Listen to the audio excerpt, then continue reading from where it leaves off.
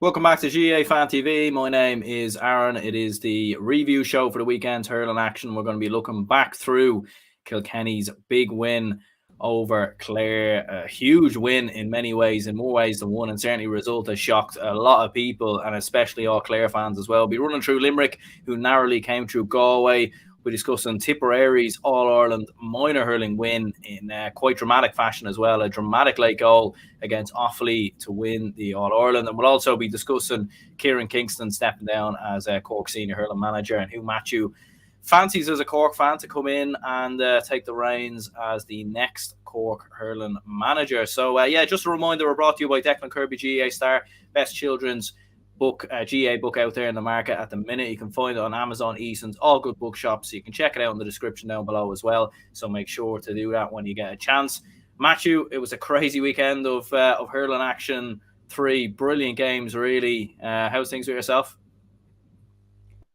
Yeah, all good, Aaron. Thanks for having me on again. Yeah, some very good semi-final action this weekend. And the minor final was very exciting, and I suppose it kind of begs the question: is underage much better than senior? And by that final on Sunday, it showed it is. Like managers leaving players off the leash.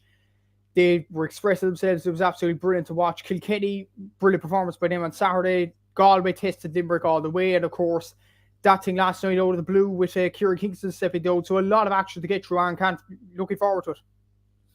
100%. Yeah, well, I suppose we'll start with the Kilkenny and Clare game. Kilkenny 226, Clare 20 points. Kilkenny 14 points up at half-time, which was incredible, really. Clare coming in as hot favourites, given obviously how they've performed this year. I mean, you think of how they came through Munster and, the wins over Waterford, wins over Cork as well, and then pushing Limerick to the absolute pin of their collar in that Munster final. They had a bit of adversity against Wexford, but they came through it. You think that would have stood to them coming into this game, but from Mikey Butler, or from Tony Kelly getting pocketed by Mikey Butler, to TJ Reid hitting 10 points. I mean, this was as good as it gets, really, from Kilkenny, and one of their best championship performances in years, I think. It was definitely this year, because a lot of people went into the game, including myself, stupidly enough, thinking Kilkenny performed very poorly in Leinster. Like, they were beat out the gate, really, against Wexford in Nolan Park, which surprised me. In Pearse Stadium, they were very poor against Galway. And they kind of didn't do well enough in the Leinster final either. So a lot of people were tipping Clare to win it, and deservedly so. Look at the form book. They were absolutely brilliant in the Munster Championship, brilliant against Limerick. Not so much against Wexford, but we thought they'd recover, and boy, didn't at all. Clare didn't really get a foothold of the game whatsoever. Tony Kelly didn't score from play whatsoever. Like, Shane O'Donnell performed well enough, so did Dermot Ryan, David Fitzgerald. But other than that, Clare looked lost in that first half especially. Kilkenny took complete control in this game. Adrian Mullen was superb. Mossy Keoghan getting that goal before half-time was crucial as well, because Clare nearly got a goal of their own before that, but a poor pass from David Fitzgerald. So I think Shane O'Donnell, or Aaron Shanahan was, and that was the chance gone for Clare. Mossy Keoghan goes down the other end and scores a goal for Kilkenny, and that's it, really. It was 117 to 6 points at half-time, and there was no coming back from that. And the second half, it was much like a training session for Kilkenny. They could take their foot off the gas. It was very, very easy for them. Much easier than people expected, considering the form book from both sides. But well-deserved win for Kilkenny. And it kind of begs the question, is Munster hurling a bit overrated in people's minds? Because a lot of people are saying Munster hurling, including myself, to be fair, is where it's at in terms of hurling. But Kilkenny and Galway proved it against Limerick as well. But especially Kilkenny in this game proved Munster hurling isn't as good as people think. Yeah, absolutely. I think you make some good points there. All right, like, I think a lot of people really expected probably Limerick Galway to be one-sided, maybe in favour of Limerick, and Kilkenny Clare to be very competitive and close going down the home stretch. Maybe Clare to pull away, but in the end, it turned out to be the complete opposite. I mean, like, from a Kilkenny point of view, like, in my opinion, it nearly felt like make or break going into this game in many respects, and maybe even for Brian Cody to a certain, respect, because look, listen, I know they won the Leinster Championship, but when you look back at the last couple of years, they haven't had many big standout performances, especially since that win in 2019 over Limerick. Like, they were a young team back then. There wasn't much expected of them in the All-Ireland final. They probably didn't kick on in 2020 and 2021 the way we would have expected, like beaten by Waterford and Cork in both semi-finals, and obviously both sides went on to lose the All-Ireland final as well. So you couldn't even say they were a second best team in the country at that point. But they've really, really stepped up now, and you're seeing a lot of players come to the fore, like Pádraig Walsh, Owen Cody, Cian Kenny. I mean, he had 1-2 in the game, obviously, as well. Defensively, they look very good, and they have something going into that All-Ireland final, which a lot of other teams don't have in the championship, and that's a win over Limerick. So, Kilkenny are going to be going into that in huge, with huge confidence, really. They are, yeah, and even the players weren't performing particularly well going into the Clare game, but when you look at the stats on this, Adrian Mullen scored 5 points for play. That takes his total to 25 points for play. And I asked the question on Twitter, is he underrated a small bit? Because he hasn't been mentioned as hurler of the year, but he has to be after this weekend especially. TJ Reid, I think a lot of people were thinking he's taking frees most of the time. He doesn't score much for play. In fact, he scored 2-11 for play in the championship. So he's not particularly bad, and every free he gets, he nails. So TJ Reid has been underrated, I think. Mikey Butler's very good. Obviously, they did the best goalkeeper in the country, arguably, in Owen Murphy. They have Mikey Butler there, Hugh Lawler, who didn't really have to do much, but when called upon, he did excellently. Like you look at as well, Owen Cody was excellent. And of course, the tactics on the sideline with Brian Cody. Cian Kenny, an underrated player as well. So Kilkenny are going in with a lot of confidence going into this Limerick game, and especially like the way Galway put it up to Limerick in the other game. Kilkenny will be thinking, we beat Galway, we put it up to them a small bit in Pearse Stadium as well. It wasn't an easy win for Galway by any means. So Kilkenny will be thinking, here's a huge chance to end Limerick's reign, and that would be brilliant. When you think about it, what a way to end that for Brian Cody. If he steps down at the end of the year and wins it All-Ireland over the all-conquering Limerick team, what a way to end his career. Like, it would be kind of the fairy tale story in many ways. Yeah, I mean, it's so fascinating even thinking, ahead to that All-Ireland final, because you've kind of got, you've probably, in my opinion, got two of the greatest managers of all time, really, in hurling, or potentially, Kylie's maybe on his way to that. Cody, I think, is, undoubtedly number one right now. But, like, as you said there, like, do you think, in some respects, because I was kind of thinking, like, when I listened back to TJ Reid's interview after the game, he was talking about, we were waiting in the long grass, and there was no way we were going to losing 3 All-Ireland semi-finals in a row. Like, I mean, do you think people have almost overlooked this Kilkenny side in some ways? Because I think a lot of people look at this Kilkenny team and sort of compare them to Kilkenny of the past, like of that side that were winning multiple All-Irelands in sort of the late 2000s, or I suppose the whole way through most people's lifetimes, really, up until their last All-Ireland. And, like, I feel like people have maybe overlooked this Kilkenny side because they don't see them as the same team. But at the same time, they've got some very, very good hurlers. Like, and if this wasn't Kilkenny and this was Wexford, or this was Clare, this was Galway, people would be bigging up Kilkenny. But because they're not the same as that great side, I think people a lot of the time overlook them, and I think that's what's happened here. I think it is to a certain extent as well. Like, that Kilkenny team can never be topped. That was an outstanding team. The likes of JJ Delaney, obviously Henry there as well, and Michael Fennelly, outstanding players. And that team will never be topped by a Kilkenny generation. If it does, it has been an absolutely faultless team, a superb team. But I suppose another aspect to it as well is because of the Leinster Championship. When you have the likes of Westmeath, Laois, and no offence, aren't Dublin in that as well. Wexford, who aren't particularly great either. Galway, well, Galway are probably the only team there that you could say are on Kilkenny's coattails all the time. And because Kilkenny are in that championship, and because the likes of Limerick, Cork, Waterford are battling out Munster, being competitive, like all them 5 teams are competitive, and it's the most competitive championship for a reason. And I suppose it's kind of like the football with Derry over Galway. People are predicting Derry to beat Galway because they got out of the Ulster Championship, toughest championship. But they're forgetting the fact that Galway wiped the floor with the likes of Roscommon and Leitrim. And in this case, Kilkenny wiped the floor with most of Leinster. Well, disregarding now the Wexford game, I think they took their eye off the ball. Galway, that could easily have been a draw if it wasn't for a bit of a dodgy decision at the end. And I suppose the most disappointing aspect for Kilkenny coming out of the Galway-Leinster final, there was, including the podcast we had after the Leinster final, the aftermath, the most of the talk was about the handshake between Henry and Brian Cody.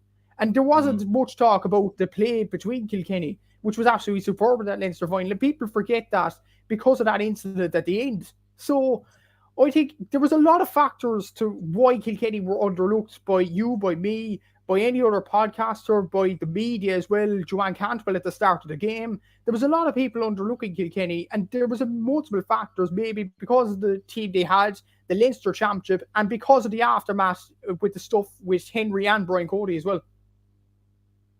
Yeah, and for those who are watching live, feel free to let us know your thoughts on the games live, and we'll get the comments up on screen. And if you could hit the like button and subscribe if you haven't already, that'd be very much appreciated. I suppose from a Clare perspective, then, I mean, like very, very surprising. Like first half, just nowhere near good enough. Like far too many sort of long balls floated into the full forward line, aimless balls sent in, no real purpose to them. Pot shots from distance as well, going far wide of the target.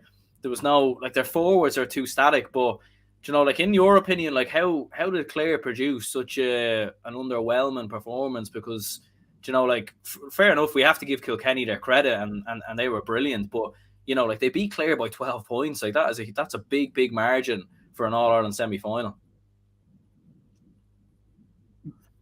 Considering the form, I'll go back to it now, but the form Clare were on, they nearly beat Limerick in the Munster final. They hammered nearly everybody in Munster before the Limerick game. And Wexford, that last 10 minutes was almost faultless. Like Aaron Shanahan coming on and doing excellent. But they just never got going in this game. I don't know what it was about Clare.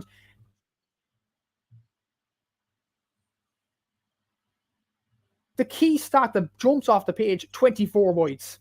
I mean, in an All-Ireland semi-final, to get 24 wides and you get 20 points on the board as well. That, like Daniel Hosty was actually mentioning on Twitter, a guy who was on my podcast and your podcast, that, like, when was the last time that ever happened? A team would get more wides than points in an All-Ireland semi-final, football or hurling. I can't really remember the last time that happened. It was absolutely unbelievable. And these weren't like hard wides or anything. These were so easy. Like, there was no pressure put on them further down the pitch. Like Clare, the likes of Dermot Ryan had an excellent game, to be fair to him, but other players did 65, and he pokes it aimlessly wide. I mean, there was a lot of wides in this game, and Clare had a few other things as well. Their defence was just so open. Like the second goal, particularly. Like Cian Kenny could never get an easier goal in his life, to be honest with you. Like running straight through on goal. Clare trying to get back into the game. And that was the last thing they needed. They could see the sloppy goal like that. And I don't know, was it just tiredness? Was it just the players? They were in Croke Park 4 years ago for an All-Ireland semi-final against Galway. So, like, it wasn't that long ago these players were in Croke Park. Maybe it's a new manager with Brian Lohan and they'll probably improve to next year. But considering the form book, considering they blitzed Limerick in most areas of the field in the Munster final and in the game in Cusack Park, you would have thought Clare would have put up more of a chance than they did, including myself. And no, they just didn't show up. The wides, the defence, it was just all over the place really from Clare, and their fans should be very disappointed, I think. Yeah, do you think they bought into their own hype in some ways? Because I think, someone was making a good comparison to me there, like one of my friends over the weekend, and he was saying, like, Jesus, like that Clare performance, it was almost reminiscent in some ways to when Dublin played Kerry in 2009 in that All-Ireland quarter-final. Like Dublin, there was so much hype around the Dubs going into that, All-Ireland quarter-final against Kerry. Kerry were the seasoned side. They were veterans, All-Ireland winners. Now, it's slightly different, like this Kilkenny side aren't, there's a lot of players in the Kilkenny side right now that aren't All-Ireland winners, but obviously Kerry were a little bit different, but in terms of how the game went, it's probably very similar, where the experienced side, the veterans, the side we weren't expected came out and dominated from early on. And, like maybe Clare did buy into their own hype a little bit. Like, Clare's a small enough county, and, maybe the players were hearing from a lot of their fans on social media, around the town when you were going out, that they were the side to beat Limerick. They were the side that was maybe expected to be number two. And in a similar fashion to the Wexford game, they started slow, but the main difference is Kilkenny absolutely punished them, and there was just no coming back going into that second half. There wasn't no, and that could be a cause to that. Like, you look at Dublin against Kerry, that's a great comparison, to be honest with you, because Dublin had a lot of young players in that team going in against Kerry who performed particularly poorly. The same as Kilkenny now. They performed particularly poorly going into that quarterfinal or this semi-final at the weekend. and the experienced team just blitzed them. And I suppose the Crow Park factor was another thing with Clare. Maybe they bought into their own hype, but maybe like that's not really an excuse because the quarterfinal they underperformed against Wexford, and maybe they should have copped on to the fact if you perform poorly against these teams, no matter what championship they're coming out of, Leinster or whatnot, you're going to get beat, you know? So, I mean, Limerick kind of made that mistake as well in 2019. Shane Dowling was saying in the Sunday game, they performed poorly going into that 2019 semi-final against Kilkenny in the first few minutes, and Kilkenny blitzed them. And before Limerick tried to pull it back, it was too late. Like the same thing with Clare, but even worse. Like, I don't know. I thought the players kind of got stage fright. Like, maybe David Fitzgerald, maybe a few of those players kind of brought into their own out because a lot before the weekend even started. How many All Stars would you have said would have been in that Clare team? Like David Fitzgerald, probably Jordan Ryan, possibly as well. Conor Cleary, Eva Quilligan, definitely Tony Kelly had a score for play. Ryan Taylor, Peter Duggan, like a lot of them players, Shane O'Donnell, a lot of them players would have got All-Stars before the weekend even happened. And because they brought into their own hype, as you said, they just fall under the pressure. And I don't know, that's something they to learn from next if they take any positives at all from this weekend. They're a young team, they will develop, they will learn from this. Manager, Tipperary are bound to improve. They can't get any worse than this year. Waterford, you would say Limerick will always be at their level. So Clare, maybe this was their opportunity. Yeah, absolutely. Like I think, yeah, I mean, it just was a very underwhelming performances, and it's hard to really kind of pinpoint really where it came from. But I suppose really like finishing up on Clare, then I mean, all in all, like I suppose although it was a disappointing performance, and it was one certainly that you feel that they can learn from. Like I think all in all, like would you look at Clare's season as a success? Like I think getting to an All Ireland semi final, pushing Limerick. It could be perceived as a success, but at the same time, obviously with the performance, like it probably does put a bit of a damn squid kind of element on it. But what's your thoughts on that?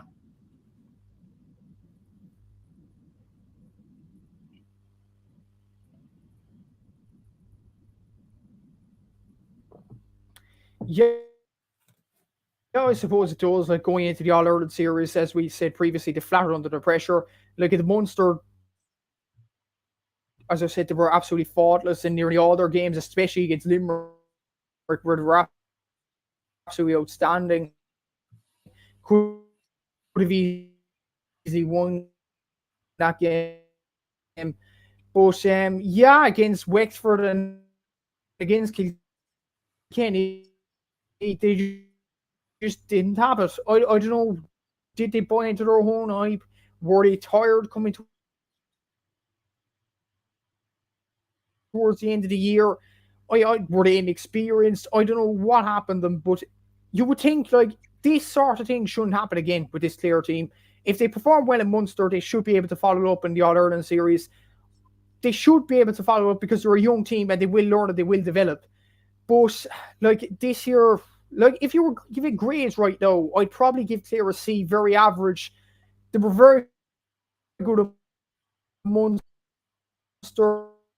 but very poor in the All Ireland series. Like good 1 minute, bad the next. I think that's how you could sum up Clare this season, unfortunately for their fans. But they'll have to learn from this going forward, or else they're not going to win All Ireland for a good while. Like even the Munster Championship next year will be even more competitive, so they'll find it even tough.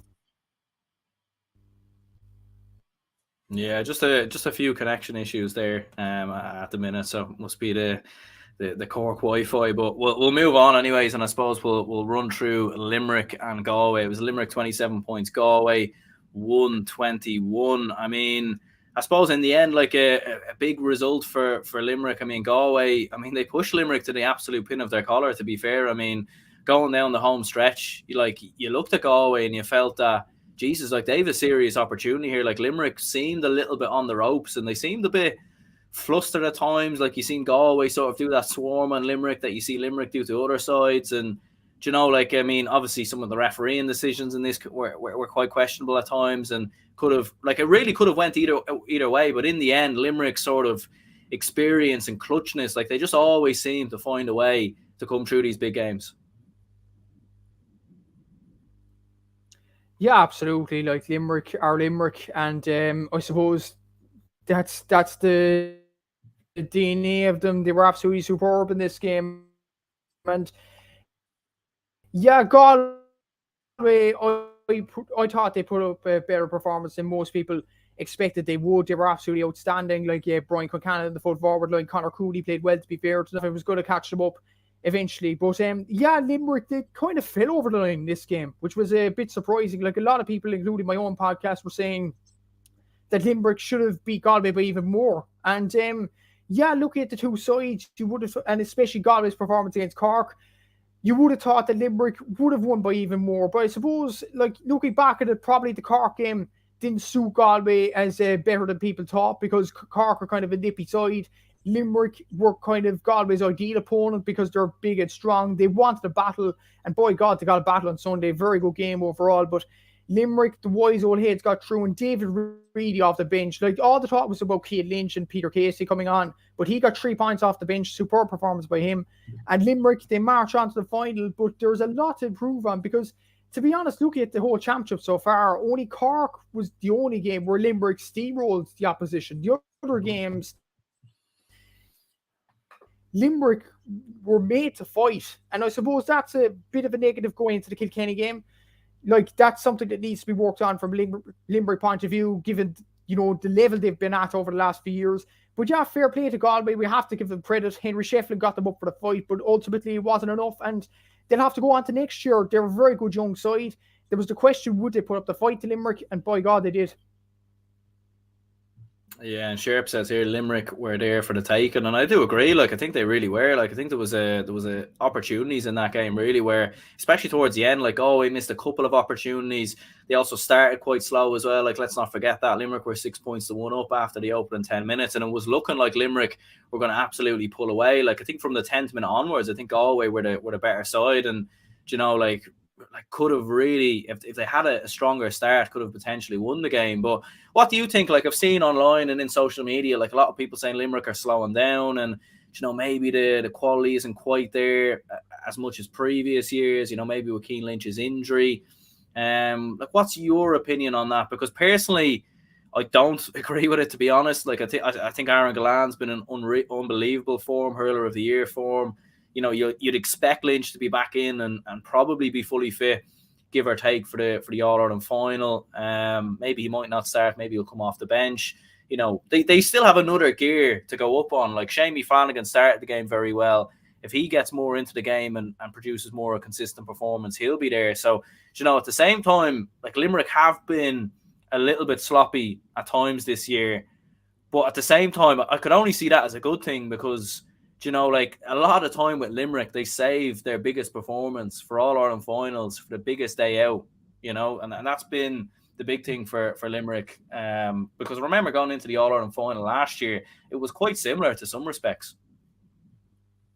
It was, yeah, and the people seem to forget that lead up to the final last year. Limerick were poured off in parts against Waterford in the semi-final. Obviously not as close as the Galway game on Sunday. Like Galway were absolutely superb, but Waterford were superb in the first half against Limerick. They put it up to them. They gave them a battle, you know. So, and a lot of people were going into the game thinking, oh, Cork would put up a challenge, Cork could do it. There was a rebel treble on, and then Limerick blitzed them out of the water. Like, I know Kilkenny are performing pretty well at the moment, and they performed excellent now on Saturday, but it kind of has the same vibe. I think Limerick are kind of gearing towards that final, and Argalan's been superb. And the difference between Galway and Limerick, and this is why the argument you raised there is a bit ridiculous. Every time Galway took a shot, it ended up wide in the first few minutes. Every time Limerick took a shot, it ended up over the bar. That's quality. It's moments and games. And Limerick have that in spades. And that's why they're the best team in Ireland by a mile, in my opinion. Aaron Gallan is superb. Like, Dermot Burns even taking frees. I think in the second half, they were put under pressure. And that goal rattled them at the end, at the start of the second half with Brian Concannon. But when the gun was put to their head, Limerick still had something in the tank, and they still had the likes of David Reedy coming onto the pitch, Kyle Hayes. You still have Cian Lynch and Peter Casey contributing as well off the bench. There's still some players there. And like a lot of people are saying Limerick are slowing down. I think that's absolute nonsense. Like they have been struggling in games, but they're still getting over the line. And that shows the sign of a great team. That's kind of the same maybe as Dublin in football. Like Mayo seemed to get the best out of them. And then Dublin, when the gun was put to their head, they still got through. And that is the same vibe for this Limerick team. They're an absolute support machine. And the stat you go down to is probably the shooting accuracy. Both sides coincidentally had the same shots on goal, the same number of shots, 44. Limerick scored more scores, 27 compared to Galway's 22. And that was the difference between the sides. The shot accuracy was superb from Limerick. Maybe there was a bit time in the second half where it was going wide most of the time, but that was because Galway put them under pressure. But when the nail needed to be put to the collar, Limerick had it in spades. And I think the argument is ridiculous in all honesty, Aaron.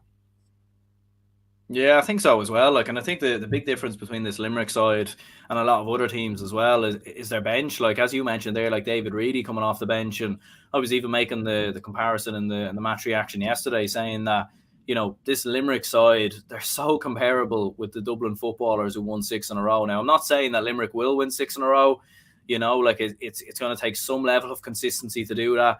And there's a lot of probably more quality sides in hurling compared to what Dublin faced. Like Dublin probably have 1, 2, maybe 3 teams at a stretch, whereas in hurling, there's you've got Kilkenny, you've got Clare, Waterford, Tipperary could come back, Cork could come back. Like there's a lot of very, very good sides for Limerick to beat, which I think would make that more impressive if they actually went and done so. But at the same time, with Dublin, a lot of the time in semi-finals, finals, when they were playing the likes of your Mayos and your Kerrys, it was that depth in the squad. It was bringing on, Kevin McManaman who'd come off the bench and kick a couple of points, get a goal. Cormac Costello, for example, in the 2016 replay, comes off the bench as a young player, makes a big difference, hitting 2 or 3 points. And that seems to be how it is for Limerick a lot of the time. Like when it is going tough, and I think it's a sign of great management. It's a sign of Kiley and Connacht being able to identify what players will work and what players will come off and make an impact. And again, whether it is David Reedy, Shamey Flanagan in the past, like when he was coming off the bench, Pat Ryan, these lads, like a lot of these lads coming off the bench, they're making big, big impacts for this Limerick side.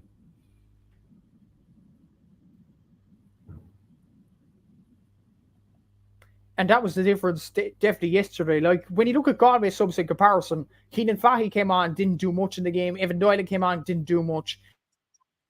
When you had the Limerick subs, David Reedy, Cian Lynch, and Peter Casey, Kilkenny team on form.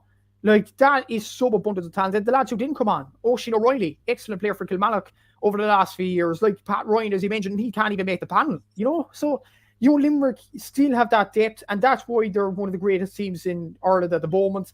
Like Kilkenny has some decent depth, but I think ultimately, I know it's an early prediction, but I think that's what will get Limerick over the line in All-Ireland final. I know Kilkenny are performing particularly well at this moment in time, but Limerick, their bench is unbelievable. And, Cian Lynch might even not start in the final.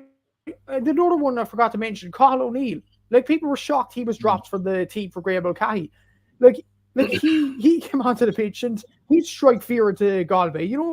Some excellent players coming off the bench, and Galway didn't have it. Limerick had it in spades, and that was the ultimate difference between the two sides. The shooting, the bench, like the physicality. Limerick had it, and they were, well, I suppose, going back to the argument as well, a lot of people are thinking, because Limerick are falling over the line, this great team is coming to an end. Not every team is perfect. They don't get it perfect nearly every single game, So that's the thing with us. And I think Limerick are probably, the best team in the country. Well, they are the best team in the country, and the bench, the scores, that made the difference in the end. And this Limerick team is not going away, not by a long shot. Yeah, like I think when a lot of people are saying this Limerick team are going away or they're fading, I think it's a lot of people who want Limerick to fall away rather than it actually happening. And I think, we've seen this in Dublin a lot of the time. The more successful Dublin got, the more the more hate that would come their way as well, you know, and the more people that would come out about resources, fund, and all the rest. And obviously those arguments are quite valid, but you would get a lot more of that than when you weren't successful. And I think it's similar with Limerick as well. Like, they're sort of victims of their own success in some ways. You know, remember 2018, everyone wanted Limerick to win the All-Ireland, and now, you know, everyone wants them to lose going into the final. It's kind of crazy sometimes how it can flip in that way. Like, and I suppose a lot of talk online as well about some of the refereeing decisions, like in real time, when I seen that Carl Hayes incident with the stamp, like when I seen it in real time, I couldn't really sort of see it. It kind of looked like something happened there, but obviously in commentary they didn't speak about it. So, you know, I was thinking, oh, maybe I just didn't catch it, or I must have seen it wrong. And then obviously when you see the images going online, and obviously in the Sunday game last night as well, highlighting a lot of the refereeing errors. Like, I think, in my opinion, like, sometimes you get a lot of these decisions, sometimes they go against you. I think they swing all in roundabouts, in my opinion. But I suppose, again, like, it is disappointing, you know, and we'll talk about the Tipperary-Offaly game as well. There was a big decision towards the end of that game.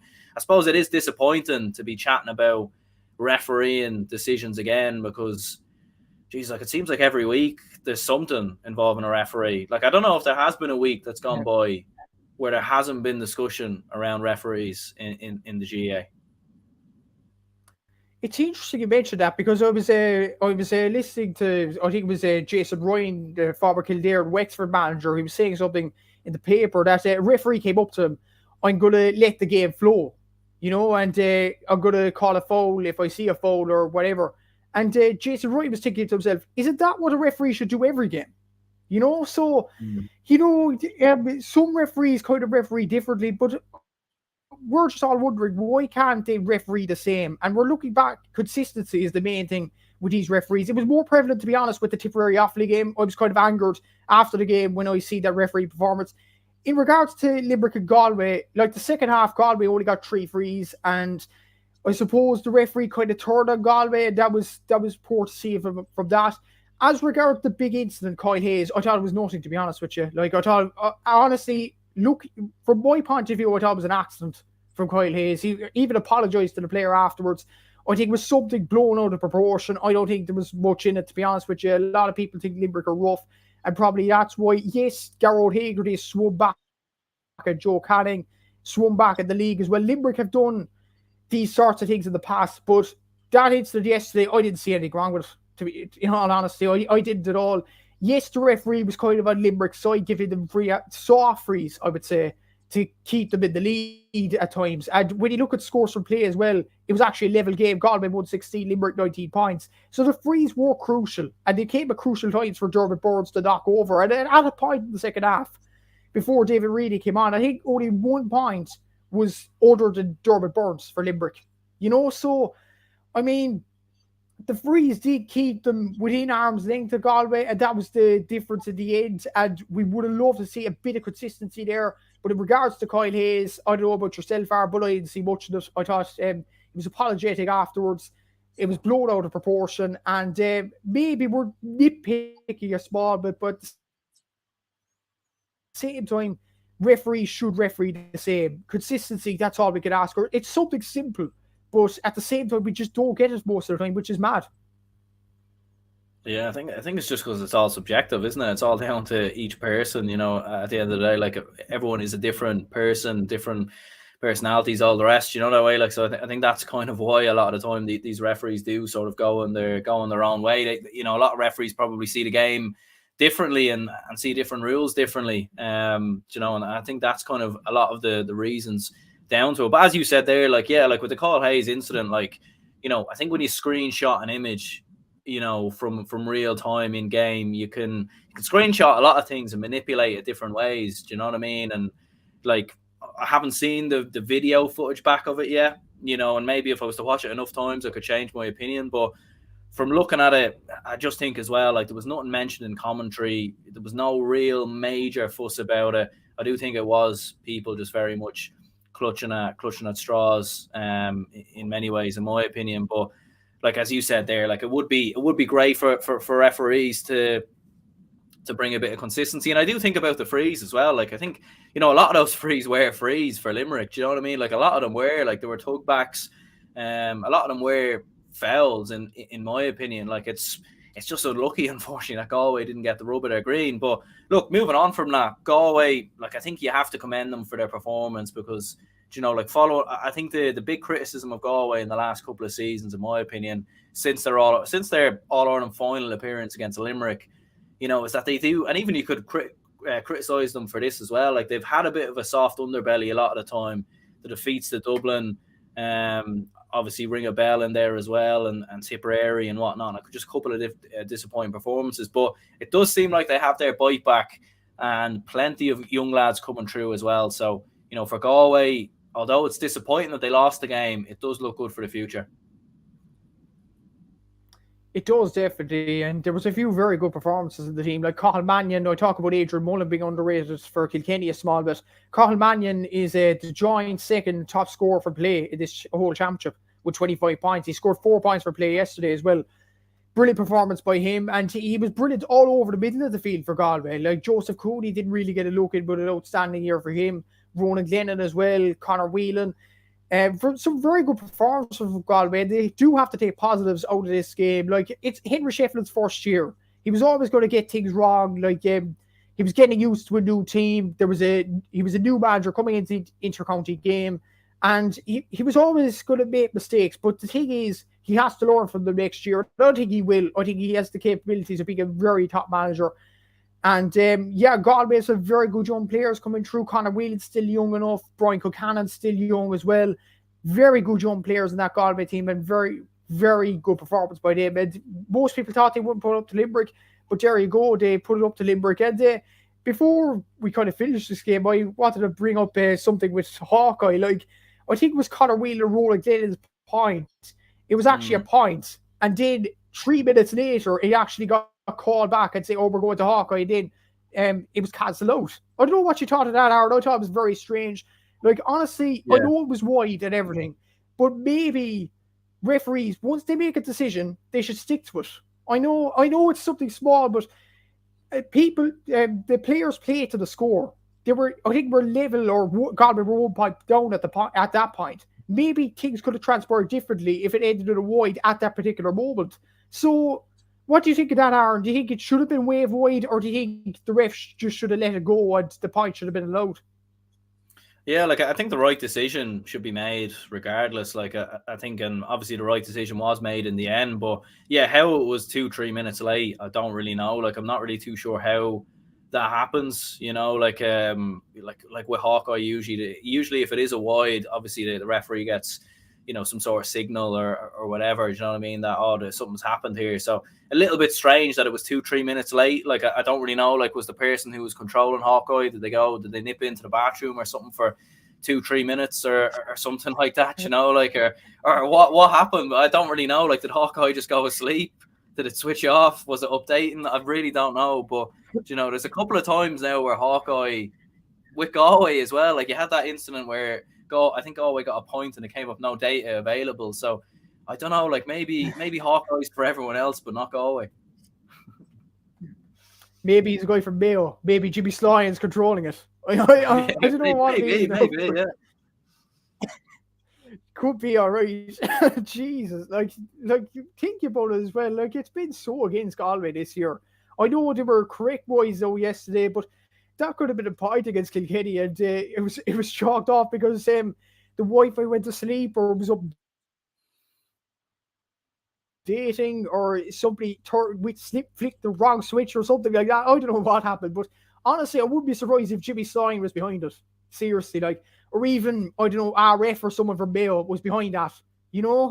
Like something dodgy's going on there. They're a bit of a GA conspiracy theory. Maybe that could take the time slot of prime time on RT1 or something like that, because it's a real mystery we have to get our hands on. Yeah, it's an unusual one, all right. Like it really doesn't make any sense. And Sherp says here, who was checking Hawkeye? Like I've no idea, to be honest. Like I don't even think there is. Like I'd imagine there's someone sort of overseeing it or something like that, just making sure everything's kind of going along as normal. Like I don't think there's people or anything like that who actually like sit there or anything like that. I don't really know, actually, to be perfectly honest, but it is a little unusual how there was a 3-minute delay. Like and I think you know, like with a couple of issues that there's been with Hawkeye, like they'd want to sort that out going into the All-Ireland finals, because Jesus, like, could you imagine a situation where a team hits a winning point, an All-Ireland winning point in injury time, and then the game finishes, and then they go back and realize that it was wide? You know, like, I mean, that'd be one of the biggest controversies in GAA history. Look, it's very unlikely to happen, but it's not impossible. You know? Yeah. At the same time, like, yeah, I go back to the incident like with Limerick and Galway, the minor championship. Like, the ball clearly went over the bar and then it was waved wide for some strange reason. You would have thought Hawkeye would have been fixed by then, and people were thinking, oh, it's okay the next few years, and then we were saying it should get into stadiums. But this year has proven it needs a bit more work. Jokes aside, no, like if that cost, let's just say Kilkenny get a winning point against Limerick, and there's pandemonium in the stadium, they go up, once I don't know who's the captain, but I think it's Adrian Mullen, gets his hand to the Lee McCarthy, and then the public announcer, oh wait, we have to go back to Hawkeye, and then the Kilkenny fans would be just so annoyed. Like, the amount of riots in the stadium if that happens, you know? Jesus, like, you know, imagine if that happened. But look at the Hawkeye performance this year. It's a very real possibility it could happen. At the same time, as soon as Adrian Mullen goes up the steps, they get called back for Hawkeye, ways wide, it goes to a replay, Limerick with it by Cantor. I wouldn't be surprised if that happens now. I mean, you know, it's wrong, but it would be a great series to put on TV. At the same time, RT would get a load of dosh over it, but at the same time, that will cost someone in All Ireland, and someone or some team, some county will be very unhappy with it. Yeah, and I think that's the big worry, really. But I suppose moving on from that, you had Tipperary and Offaly in the All-Ireland minor hurling final. Paddy McCormack with a dramatic late goal to win it for Tipperary. Obviously, Offaly were bidding for their first All-Ireland minor title for the first time in 30 years. And they were so close, obviously. And again, you know, bringing it back to a refereeing decision, you had that incident at the end where one of the Offaly defenders is bringing the ball out, and he gets a shove in the back, loses possession. Tipperary pick it up, work it down quickly, and ended up getting themselves a dramatic late goal. When you see the replay back, you can clearly see it's a free out. And I think if the referee gives a free out there, he probably blows his full-time whistle because the time had been played. So, you know, Offaly robbed without a question, really. Look, fair play to Tipperary, big moment for them. But I think you'd have to say, like, the decision here was shocking, really. It was, yeah, and we're going back to clear, brilliant inter-county referees, and to make that decision in a very important game. Like, Offaly, like Johnny Pilkington and Leo O'Connor would have worked so hard with our team to try and win this minor final, and then Tipperary get that goal, and it should have been the free should have been, because it should have been a free to Offaly. The lad was coming out, like, he gets shoved in the back. Surely that's a free then. Like, you know, it should. If it was shoulder to shoulder, you could say, okay, like, there should be a bit of madness in the game, as Colin O'Rourke would say. But it was a shove in the back. It should have been a free out. I mean, that was some poor decision. Another poor decision, I don't think it gets talked about as often. The Hurley throwing incident, I know it was a red card and it was a free, but I'd be arguing, was it a penalty? Because is that a clear goal scoring opportunity? You know? Like, if you throw the Hurley when someone is shooting on goal inside the 12-meter line or whatever, isn't that a penalty? You know, so there was a few dodgy decisions, and well worked goal for Tipperary. It was well off the training ground, and the last goal, brilliant for the TV cameras and all that, a brilliant moment for Tipperary. There was emotion all over the place afterwards. But at the same time, like, you'd have to go out to Offaly, and to be honest, Aaron, I know Tipperary worked so hard to try and win a minor title, but I kind of felt physically sick afterwards. Like, Offaly losing the minor title with that last gas thing, like, I mean, like, it's so hard to take. The amount of hard work they put in, and the defending from this Offaly team was absolutely outstanding from first minute to last, and then to lose it at the end, oh my God, it was so heartbreaking. You could see the reaction from the Offaly players at the end of it. I felt absolutely heartbroken for them. Tipperary, fair play, it's a brilliant goal at the end, but two referee decisions in my eyes cost Offaly the game, and, you know, that shouldn't happen. That shouldn't happen in the GAA. Yeah. Viobi says here, I would rather Pat Ryan as manager than Liam Sheedy, but the only thing is, I'd completely understand but I doubt he'd accept it since I think he was diagnosed with leukemia. Yeah, we will get on to the Cork management situation a little bit later on. But as you were saying there, like, yeah, it's crazy, like with the refereeing, like with that decision. Like, I mean, like we've talked about it enough, but surely, like at some point, they're going to have to bring in some sort of TMO or VAR or something, just something, like especially for these for these finals, like All Ireland finals at all codes. They're going to have to do something, because like you can't keep having these scenarios. Like I think you could even argue the case that this game should be replayed. Like after a decision like that. Now I know Tipperary would say, well, we might have had some decisions that went against us, and sometimes these things happen. But such a clear mistake in such a big moment that obviously led to the goal. Like this, it doesn't get much worse than that. Like, let's be honest. It doesn't know, and the sad thing is these Offaly players won't get an opportunity like this again, really. Like, they might get an under-20 title, but the way seniors go, like Kilkenny are still boys ahead of Leinster, Galway joined the fray as well. Like, these Offaly players might not get the opportunity like this again, and that's the sad reality of it. And yes, you'd argue the game should be replayed, and Tipperary fans would be saying you're mad, but yeah, I'd agree with you. I think it probably should be replayed. I know it was a great goal at the end, well worked, but all we ask for as well is fairness in the game, and we didn't know on Sunday, unfortunately, between the two decisions. Like, I mean, like, referees at this day and age in an All-Ireland final to make a decision like that, I mean, I know they're amateurs at the end of the day, but like, it costs these young players an All-Ireland title. I mean, I know there was an argument about that with Loud and Mead a few years ago. That didn't go to a replay. I think there was one in the 90s that eventually went to a replay, I think. But like, geez, that should have gone through. This game should be a replay. Simple as that. And I mean, Offaly were robbed. Tipperary, brilliant work by them to get the goal. The stats in the game actually showed it was an even game, but sometimes there's a lie in statistics. Offaly, when you look at it on the eye, were the much better team throughout the 60 minutes, and they deserved it.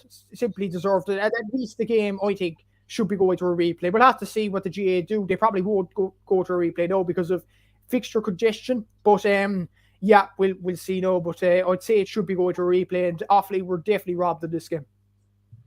Yeah, I mean, and look, I mean, it's obviously hard at the same time kind of going back on the game and discussing it. But look, I suppose from a Tipperary perspective, although this is maybe like that with that incident, a bit of a tainted All Ireland in some respects. But look, at the same time, you have to obviously give Tipperary, hurling a lot of credit here. And I think for Tip in general, like, it's obviously been a very disappointing year for the senior hurlers, obviously going out of the championship, losing every game, like very, very poor performance really from Tipperary, considering they were All Ireland champions back in 2019. But when you look at the under-20s and some of the success, obviously a couple of years ago now, and obviously the minors winning this All Ireland as well, like, even if they didn't win it, let's say, and Offaly had won it, like, you'd have to say, like, the production line, there is players coming through there, like, there's a lot of young lads obviously in the team. So like, obviously a lot of these lads will go into the under-20s now in the next couple of seasons. But for Tipperary, like, I suppose it's good for the county and good for Tip people to see that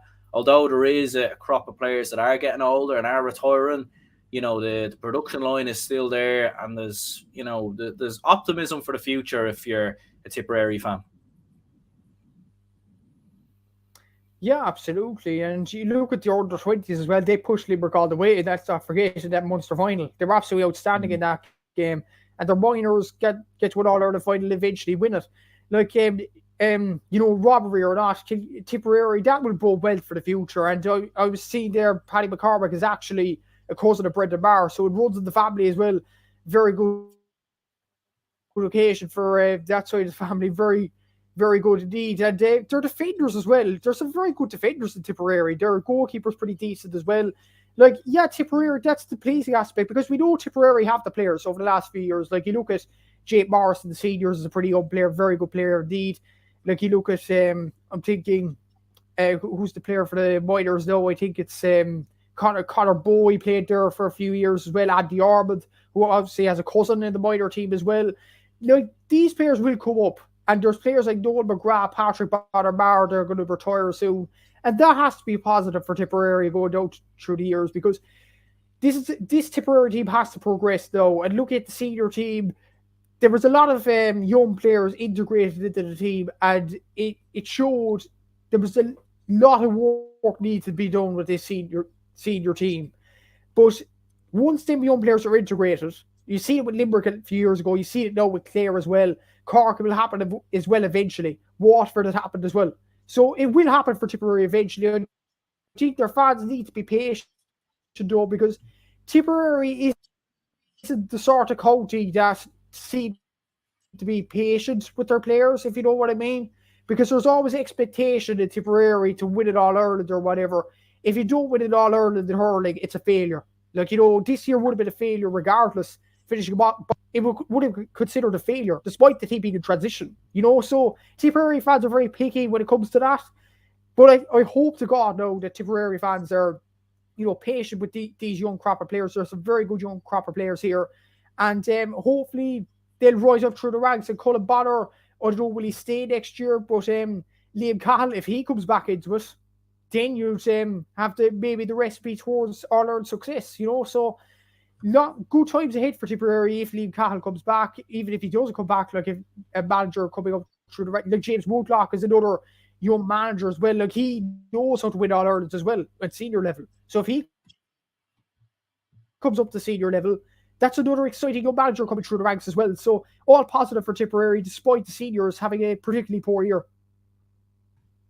Yeah, absolutely. Like, and I suppose from an Offaly perspective as well, like a lot to be positive about for themselves. Obviously, it'd be a hard one to take. Like, I mean, waking up this morning, obviously with that decision going against them, but like the likes of Adam Screeney, Daniel Hand, Lee Kavanagh, like a lot of good hurlers coming through the ranks at Offaly at the minute, and a lot of really good work being done at underage level in both football and hurling for Offaly GAA. So certainly a lot to be positive about for the faithful county as well.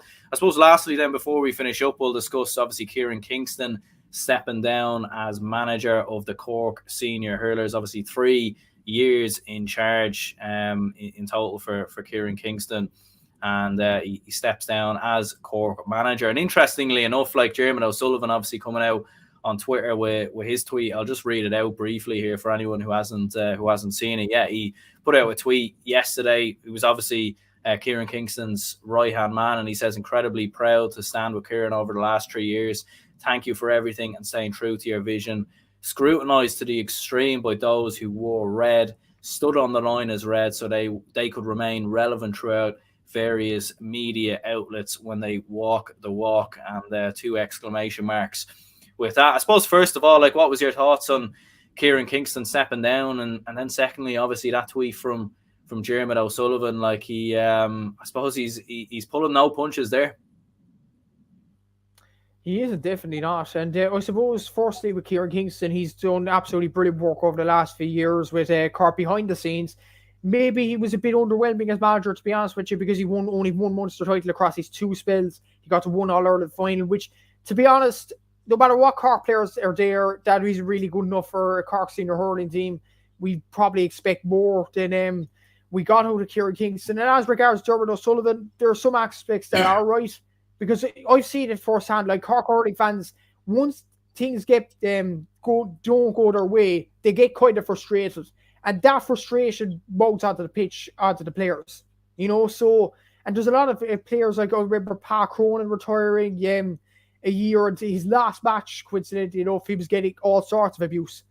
So like, the Cork hurling fans do get angry when things go against them, and that's probably what Dermot O'Sullivan meant by that. And I respect him for that, to be honest with you, fighting back. And yes, there's a lot of expectation with Cork hurling, but we have to park it for one moment to think they're amateurs. They're amateurs at the end of the day. These are young lads going out and trying to represent their county, and they get all sorts of dogs abuse. I mean, it is wrong to an extent, but as regards to Kieran Kingston, Dermot O'Sullivan, they did so much behind the scenes. They tried to prepare tactics and all that, but ultimately, when you look at across the 2 spells, I think, honestly, as a Cork fan, it wasn't really anything to be sniffed at. Like, 1 Munster title, 1 All-Ireland final.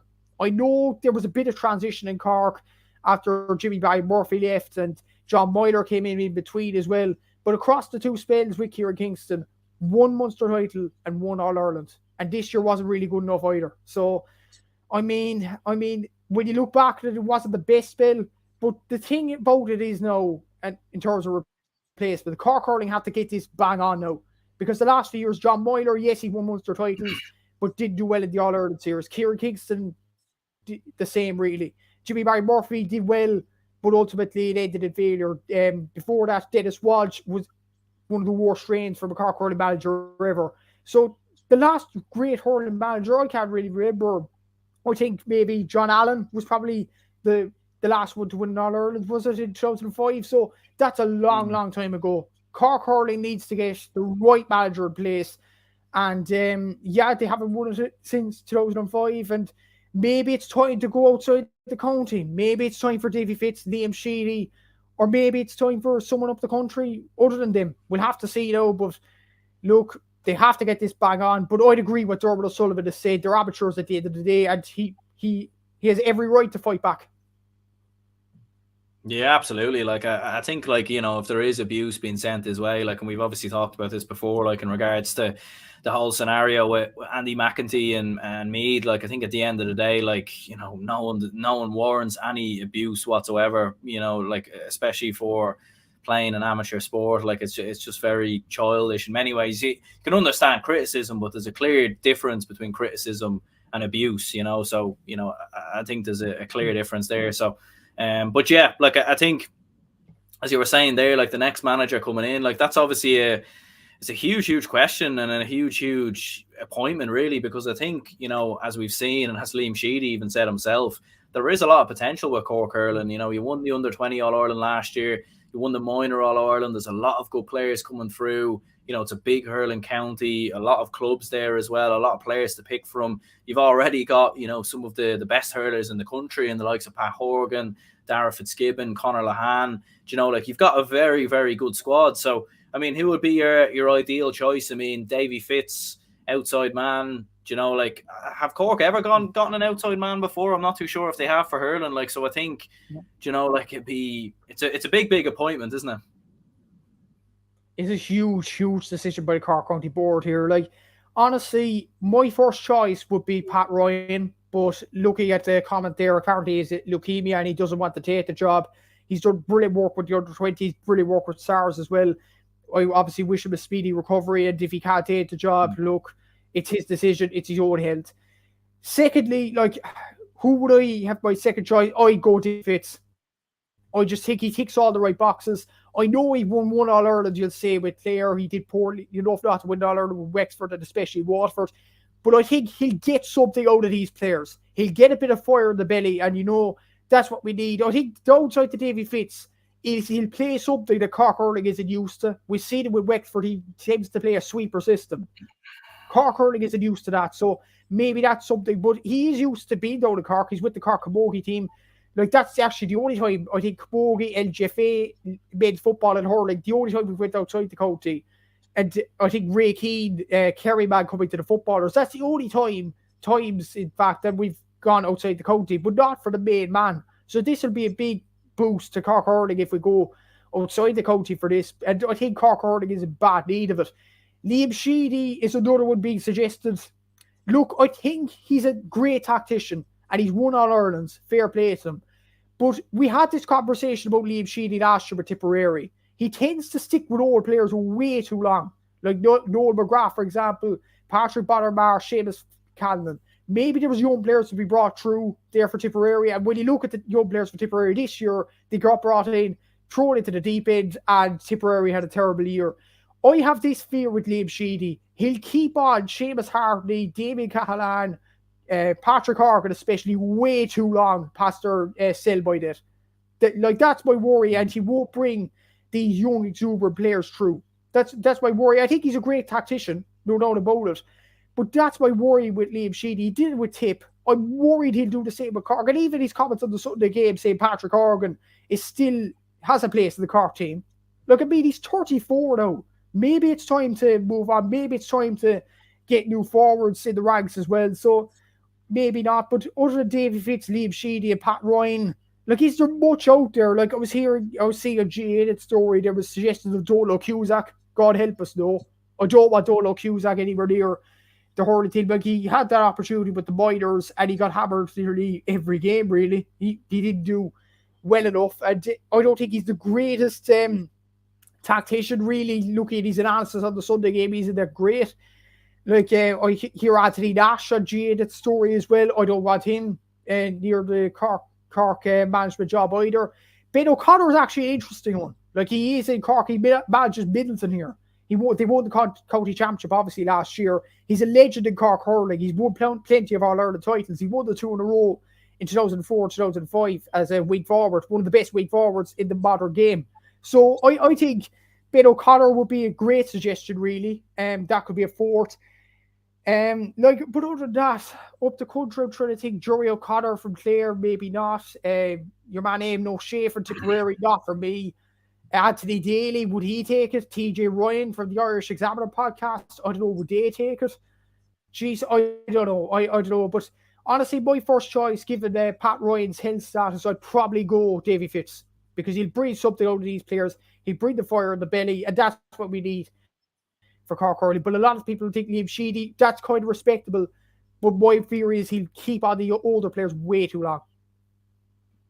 Yeah, like, and I suppose there is a lot of people I've seen out there, like, obviously speaking against Davy Fitz, and I've obviously made my own opinions perfectly clear in regards to, links with him with the Dublin job. I think he'd be a fantastic manager for Dublin, and equally as well, I think he'd be brilliant for Cork. It is a big shift in terms of how you play. Like, there is a big style change there, as opposed to, coming into Dublin. I think it'd be a little bit more suited maybe, but I do think at the same time, he is a manager who's won trophies, won titles at every county he's managed. So, he won a Munster title with Waterford in his first season, won an All-Ireland with Clare, as we very well know, and obviously won a Leinster title with Wexford, going up against that brilliant Kilkenny side. So, the same Kilkenny side that went on to reach the All-Ireland final in the same season. So, I think you're looking at it in the broad daylight. Like, I think he's, and obviously with his ties already with Cork GAA, like, he could very well be the man.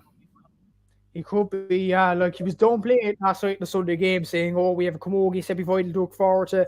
But even, like, when Cork Camogie players had a game against Waterford 1 week, he was up and tireless for the Sunday game panel. So it's not as if Davy Fitz comes out for every training session or every manager session with Matthew Toomey or anything. Like, people seem to forget Matthew Toomey is actually the manager of the team. Like, Davy Fitz isn't the manager of the team, he's a coach. So, I think it's great for the Camogie game to get him in charge there, and Davy Fitz is saying he loves it and all that, but maybe that's for the cameras. I think he would love to take on Cork. I really would. Like, I think he would get a tune out of these players. I think he's an outstanding coach. Maybe the Cork style and the Davy Fitz style doesn't mix. That's the worry. But I still think he's an outstanding manager. And coming out of the game now this year, I think he'll go into next year, if he comes into the Cork job, of course, with the fire in the belly, even more so than the previous years. Because the previous years, when he came into Wexford, when he came into Clare, he was off the back of other jobs in intercounty level.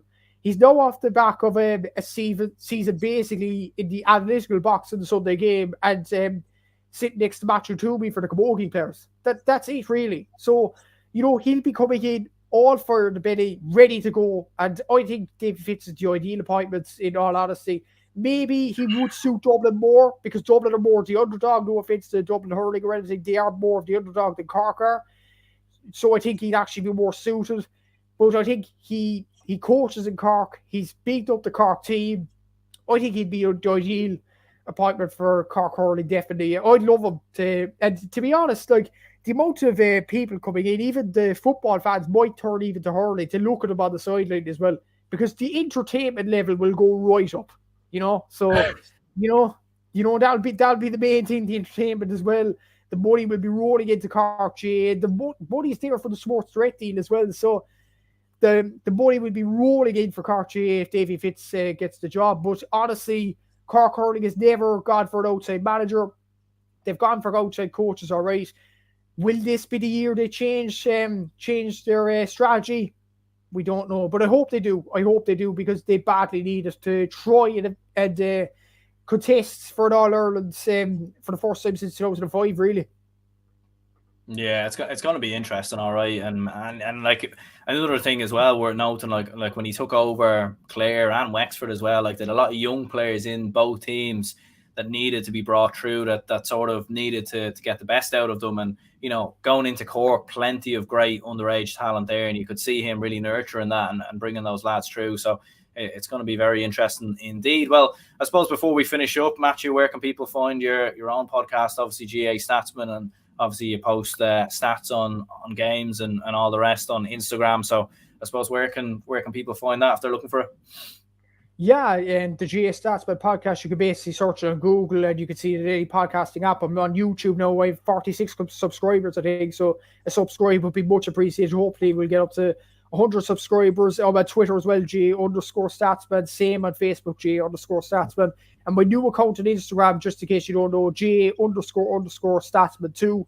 Go follow that. A lot of stats and a lot of podcasts I'm on. Previously, I was on Scoreline now on Saturday before the Kilkenny Clare game. So anything you want to check it out there. I have stats in nearly all the games, and going into All Ireland's final season, it'll be rampant. So I'd really appreciate it if you follow the podcast and follow my accounts on Instagram and Twitter especially. Brilliant, yeah. Well, perfect, Matthew, for coming on, and cheers anyone who tuned into the stream. If you could hit the like button and subscribe if you haven't already, be much appreciated. Plenty of content coming out in the next couple of days, obviously around the All Ireland football semi-finals as well. So cheers, Matthew, for coming on. Thanks very much, Aaron. Happy to help.